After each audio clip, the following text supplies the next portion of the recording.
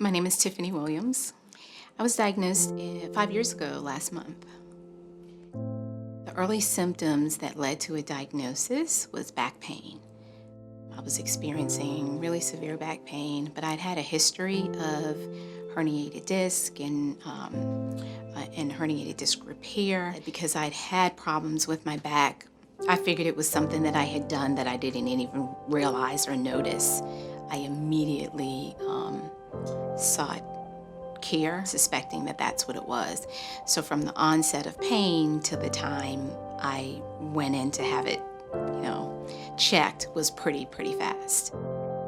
So shortly after diagnosis, I was able to put the pieces to the puzzle together and recognize that I did have, in addition to the acute onset of back pain, I had a pretty extensive history of significant fatigue that I attributed it to just being, a superwoman, working, taking care of kids and the family and just everyday life. But in hindsight, it really was abnormal fatigue.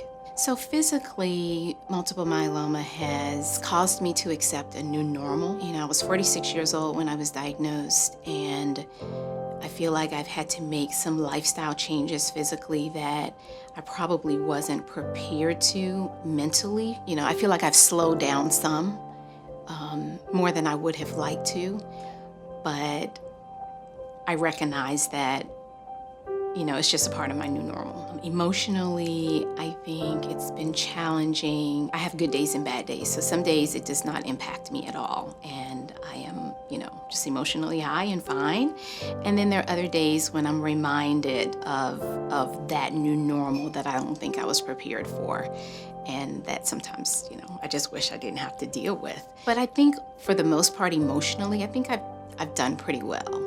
And I think that's the case because spiritually, I've been so grounded and supported and encouraged. I just tend to try to find positive in all things, even in multiple myeloma. So I think that just keeps me lifted and, just encouraged.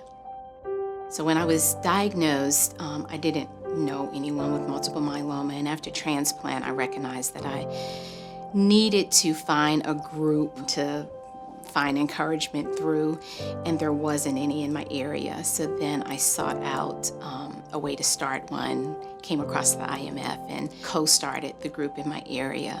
And so that has been very helpful because it's a give and take. It's not that as a support group leader that I give, but I receive as much as I give from my group.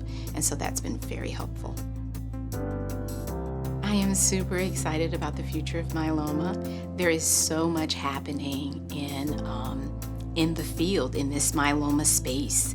We see it, we hear about it, we read about it, and there's a lot being done to advance treatment and quality of life for patients living with myeloma. I see the number of providers who have dedicated their careers to fighting the cause. I see patients being brought to the table to have a voice in a conversation that is so important and that impacts their lives on a daily basis. And to me, that is the pinnacle of encouragement for the future because it drives what's happening and what's to come, and it's so exciting.